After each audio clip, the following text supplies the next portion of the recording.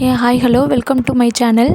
சின்ன வயசில் நடந்த ஒரு பேய் கதையை தான் உங்ககிட்ட நான் ஷேர் பண்ணிக்க போகிறேன். இது கதையா இல்லை உண்மையா அப்படின்னு எனக்கு தெரியல. ஏன்னா பேயை வந்து பார்த்தா தானே நம்ப முடியும். நான் வந்து பார்க்கல, ஒருத்தவங்க மூலயமா கேள்விப்பட்டது தான் நான் உங்ககிட்ட ஷேர் பண்ணிக்க போகிறேன். பேய் இருக்கா இல்லையான்னு எனக்கும் தெரியல ஆக்சுவலாக.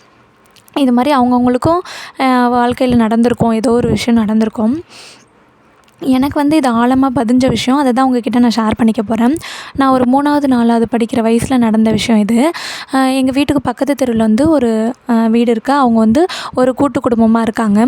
கூட்டு குடும்பமாக இருக்கும்போது நான் வந்து எங்கள் வீட்டிலலாம் அப்போ வந்து இது கிடையாது, டிவி கிடையாது, கரண்ட் வசதியுமே அப்போ கம்மி தான். லைட்லாம் ஸ்ட்ரீட் லைட்லாம் பார்த்திங்கன்னா 1 2 தான் எரியும். அந்த மாதிரி ஒரு காலகட்டம்.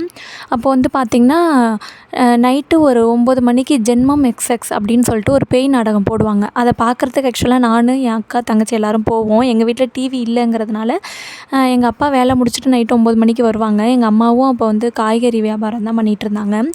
அதனால் இவங்கெல்லாம் வரத்துக்கு எப்படியும் 9 10 மணி ஆகிடும். அந்த டைமில் நாங்கள் என்ன செய்வோம், இந்த நாடகத்தை போய் பார்த்துட்டு வந்துடுவோம். அந்த பக்கத்து தெருவில் அவங்க வீட்டில் போய் பார்த்துட்டு வந்துடுவோம். அப்படி போகும்போது நான் கேள்விப்பட்ட விஷயம் தான் உங்ககிட்ட ஷேர் பண்ண போகிறேன். அவர் வந்து அவங்க வீட்டில் அண்ணன் தம்பி 2 பேர்.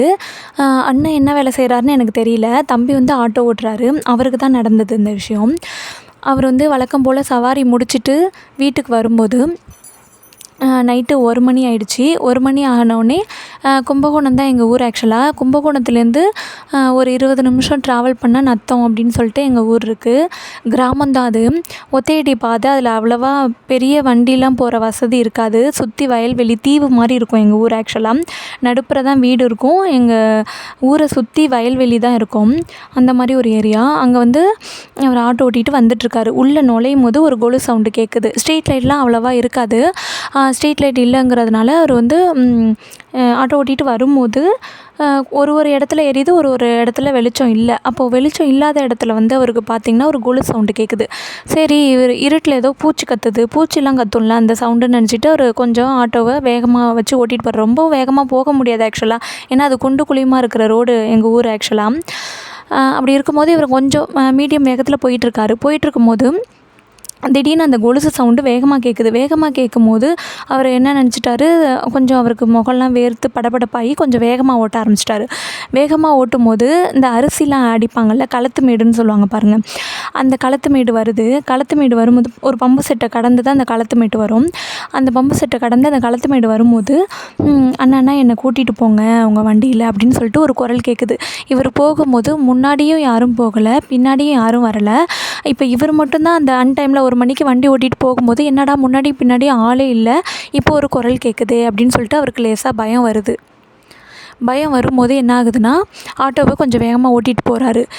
என்னென்னா நான் சொல்லிகிட்டே இருக்கேன், நீங்கள் மட்டும் போயிட்டுருக்கீங்க, என்னை கூட்டிகிட்டு போக மாட்டிங்களா அப்படின்னு சொல்லிட்டு அந்த சவுண்டு வந்து கொஞ்சம் வேகமாக கேட்குது. என்ன நம்ம காது கிட்டக்க வந்து கேட்குது. என்னடா நம்ம காது கிட்டக்க வந்து அந்த வாய்ஸ் கேட்குதே அப்படின்னு சொல்லிட்டு அவர் திரும்பி பார்க்குறாரு. திரும்பி பார்க்கும்போது பார்த்திங்கனாக்கா ஒரு லேடி உட்காந்துருக்காங்க. அவர் ஆட்டோக்குள்ளேயே உட்காந்துருக்காங்க. அவர் வந்து என்னது திரும்பி பார்த்துட்டு அவருக்கு எப்படி இருக்கும் அந்த இடத்துல நீங்கள் இருந்தால் அவங்களுக்கு எப்படி இருக்கும்? அவர் வந்து ரொம்ப பயந்து வேர்த்து அப்படியே அவருக்கு வாய்ஸே வரல. அந்த லேடி வந்து என்ன பண்ண ஆரம்பிச்சிட்டுனா திடீர்னு சிரிக்க ஆரம்பிச்சிருச்சு வேகமாக. சிரிச்சுட்டு என்ன சொல்லுதுன்னா, நான் இவ்வளோ தூரம் உங்கள்கிட்ட கேட்டுகிட்டே வரேன், என்னை கூட்டிகிட்டு போங்கன்னு சொல்லிட்டு, நீங்கள் வந்து என்னை கூட்டிகிட்டே போகாமல் நீங்கள் பாட்டுக்கு போயிட்டுருக்கீங்க, அதான் நானாக ஏறிட்டேன் ஆட்டோவில் அப்படின்னு சொல்லுது. அப்போ அவர் வந்து என்ன சொல்கிறாருன்னா, அவருக்கு வார்த்தையே வரல, எச்ச முழுங்கிட்டு சொல்கிறாரு, எப்படிம்மா நீ